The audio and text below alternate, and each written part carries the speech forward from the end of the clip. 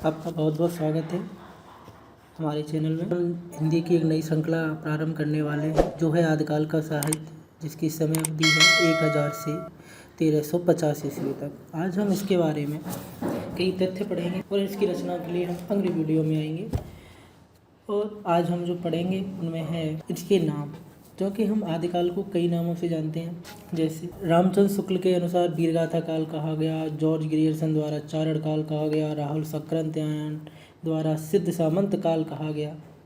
तो अनेकों प्रकार के नाम हैं जो निम्न हैं। वीरगाथा काल क्यों कहा रामचंद्र शुक्ल ने, कुछ और भी कह सकते। इस पूरे काल में जो भी रचनाएं करी गई वो वीरों के बारे में, जैसे राजा की वीरगाथा बोलना मतलब किसी चीज़ को बड़ा चढ़ा के बताना। जॉर्ज ग्रियर्सन ने चारण काल क्यों कहा, चारण, इसमें चारण काल में दो शब्द हैं, चारण और काल। काल का मतलब समय हो गया, चारण का मतलब है कि राजाओं के यहाँ पर कुछ लोग रहा करते थे, गाने वाने वाले, जो सिर्फ राजाओं की बढ़ाई चढ़ाई में कुछ ना कुछ कहते रहते थे। चारण में मतलब कि चारण ही बोला करते थे, इसलिए उन्हें चारण काल कह दिया उससे। राहुल सक्रांत्यायन ने सिद्ध सामंत काल, जो सामंतों का समय था, तो सामंत खुश करने के लिए जो भी राजा से बोलते थे वो सिद्ध सामंत हो गया।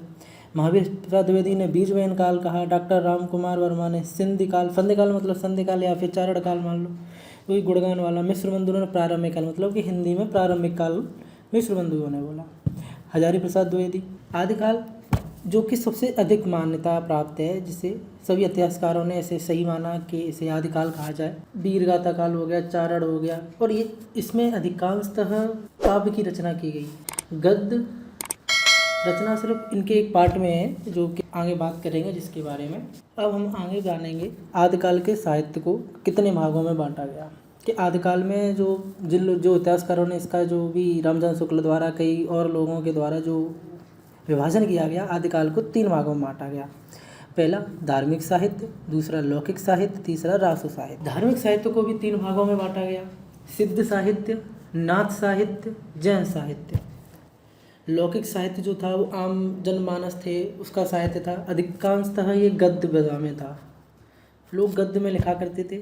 रासो साहित्य को भी वीरगाथा काल की संज्ञा दी गई है, मतलब जो रासो साहित्य है इसमें वही है एक तरह का, इसमें सबसे ज़्यादा वीरों की गाथा कही गई है और उसके बारे में कुछ नहीं कहा गया।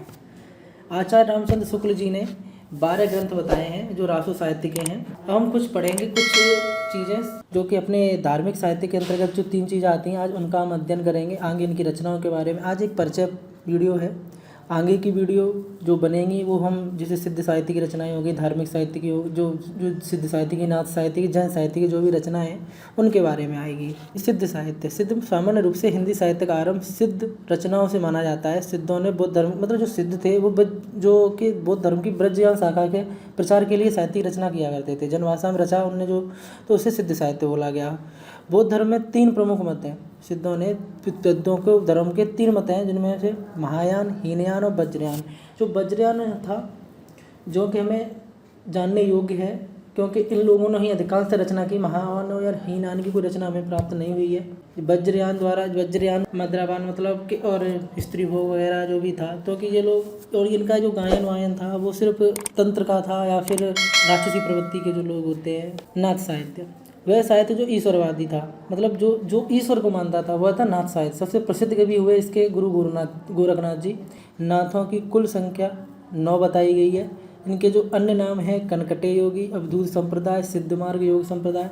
इसे हठ योग से प्रचलित, मतलब जो ईश्वर की भक्ति हठ योग अपना लेते थे वो नाथ साहित्य के अंतर्गत आते थे।